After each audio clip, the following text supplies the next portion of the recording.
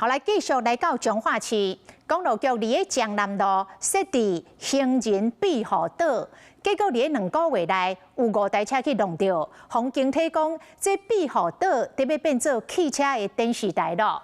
附近的居民讲，这个庇护岛的悬度比中央分界岛也较低，驾驶人咧转弯可能有死角，才会去弄到。 这台白色进口车伫路口准备要转弯的时，向去弄到行人的保护岛，搁卡条咧。驾驶紧落车落来看。你要看前面的样子。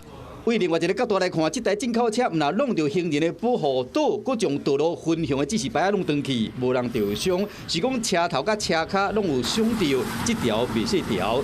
彰化市中南路发生这款车祸，在地乡亲讲，这毋是头一摆。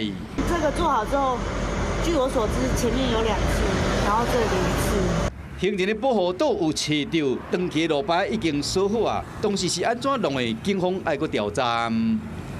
今向驾驶人实施酒测，酒测值为0。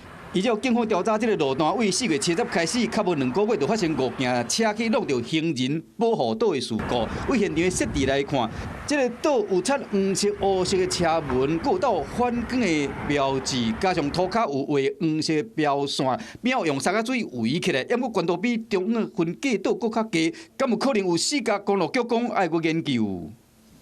这1、2天会在现场办理现勘，在讨论研议是不是有在加强警示的空间。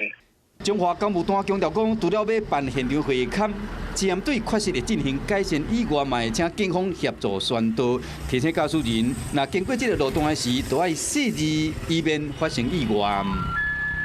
Hello， 我是张新文。想要抢先掌握最及时的新闻资讯吗？赶快订阅、按赞、开启小铃铛，锁定华视新闻 YouTube 频道。